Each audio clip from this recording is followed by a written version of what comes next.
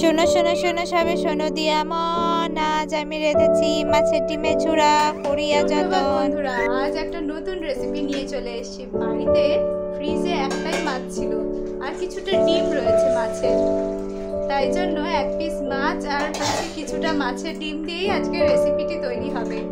আশা করি আপনাদের সবার ভালো লাগবে।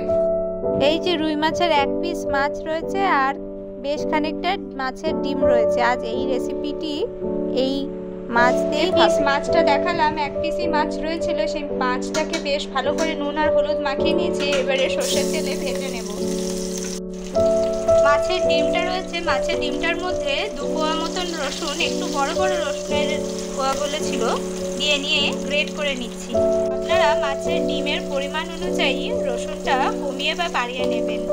মাছের ডিমটার মধ্যে পরিমাণ মতো নুন আর হলুদ গুঁড়ো দিয়ে নিচ্ছি।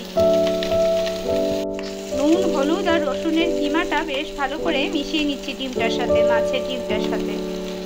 বাইরে এত রোদ্রু, বাজারে যাওয়ারই জোগাড়, তার জন্য সবার পাতেই যাতে এই মাছের রেসিপিটি পড়ে, সেই জন্যই এই প্রসেসটা করছি। আপনাদের বাড়িতেও মাছের কম পিস থাকলে আর অল্প একটু মাছের ডিম থাকলে এরকমভাবে অবশ্যই বানিয়ে দেখবেন।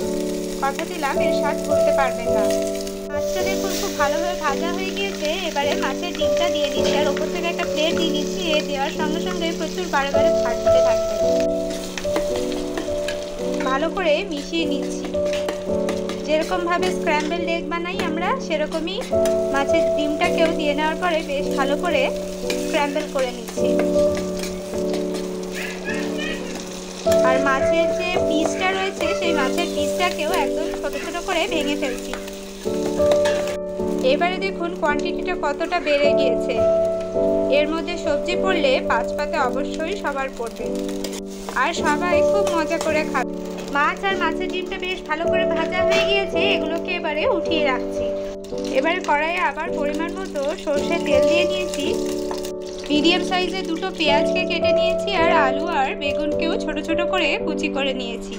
এবারে একে একে পেঁয়াজ আর আলু আর বেগুনটা দিয়ে নিচ্ছি।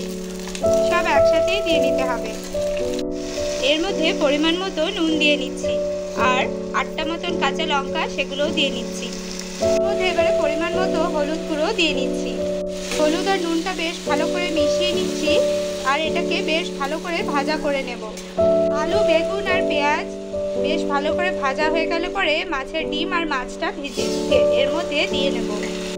আর কোনো মশলাই এর মধ্যে যাবে না, তাতেই এর স্বাদ এত সুন্দর যে আপনারা ভুলতে পারবেন না। আলু আর বেগুনটা বেশ ভালোভাবে ভাজা হয়ে গেছে বন্ধুরা। এবারে আগে থেকে ভেজে রাখা মাছের ডিম আর মাছটা দিয়ে নিচ্ছি।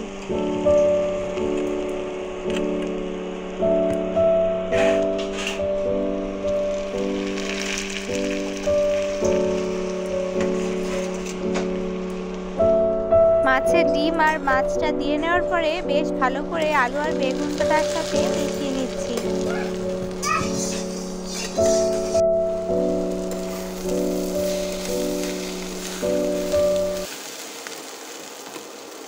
কিছু খুব ভালোভাবে মিশিয়ে নিলেই রেডি হয়ে যাবে মাছের ডিমের ঝুড়া। সত্যি বলছি বন্ধুরা, একবার হলেও এই রেসিপিটি ট্রাই করে অবশ্যই কমেন্টে জানাবেন আপনাদের কেমন লাগলো। ভালো লাগলে এরকমই আর নতুন রেসিপি দেখবার জন্য আমাদের চ্যানেলটি অবশ্যই সাবস্ক্রাইব করে রাখবেন। পাশে থাকা বেল বাটনটিতে প্রেস করে। দেখবার জন্য অনেক ধন্যবাদ।